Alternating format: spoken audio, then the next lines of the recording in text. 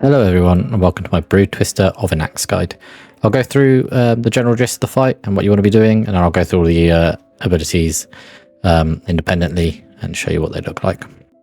So the general idea of the fight is you have three sort of chambers that have three vials of black blood in them, and you pick one that you want to go towards. They all have different sets of adds in them. Some have a lot of big egg adds, some have a lot of medium egg adds, and some have a lot of small egg adds. So you pick which one fits your raid the best, essentially. The boss will go over and do this big AoE while you're just DPSing them down. And then he does a cast where essentially you get a sort of voidy circle around you, and you need to pick the eggs that you hatch, deal with those adds, and then move on, essentially. From when the boss finishes, drinking whatever is in that vat, it starts leaking.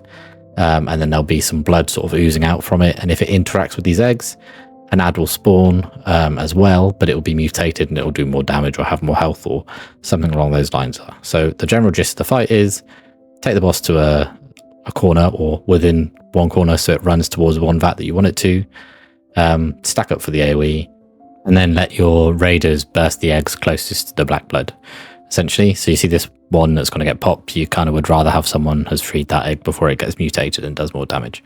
You clear this whole room, slowly moving the boss out, and then you go to another third of the room and carry on from there. Okay, so the adds themselves, you can see this egg here is what's going to spawn the big spider. When the big spider spawns, essentially you just want to pick it up as a tank and kill it, and if it mutates, its necrotic wound on the bite will basically do some healing reduction. And you can see here what the ad looks like, just a big spider. Okay, so looking at our second ad, we can see the egg looks like this. It's the worm ad that we'll need to deal with, and essentially it does a castable poison burst that you need to interrupt, otherwise you get some AoE damage, and if it mutates it does more damage essentially, and has more health. For the third set of small adds, their egg looks like this, and essentially it's blood parasites, and what will happen is they'll spawn in a group of like 5 or 6. They'll then fixate players, and if they reach them they'll infest them, and when that expires you'll get 2 more blood parasites. If they're mutated, they'll have more health and they'll move faster. So you want to deal with them very quickly, stack them up, get them CZ'd, maybe even run them through the boss wherever you are so you can pre-position for that. Okay, so let's go over how we actually spawn the adds. So what you can see here is the ability called experimental dosage, and you can see that this player over here has a void circle around them. They have it on them. Essentially, they're going to go and stand by an egg. You'll have had these pre-mapped out, which ones you want to do. And when it expires, as you'll see here, you'll see that the ad that you've picked spawns. So I know I've said about having a set path for the eggs, but essentially you'll just take the ones nearest, and then you'll take the next row, and then you'll take the row after that, because the black blood will be breaking them otherwise. So you're not going to have too much to play with. Essentially, you are going to have set ones that you want to break, and they'll be pretty obvious. The tank mechanic is quite interesting in this. Essentially, you get a load of upfront damage, and then when it expires, you see that big green explosion that just happened. It does damage based on your missing health to the raid. So you just want to top yourself up just before it expires, essentially. So at the start of the fight, and also every time you move like thirds, the boss will run to the canister and start, ingesting the blood. And it's a good time to sort of loosely stack, dodge the void swirlies, and just do a load of damage. So I would probably hero on pull here, unless you struggle with a certain set of adds.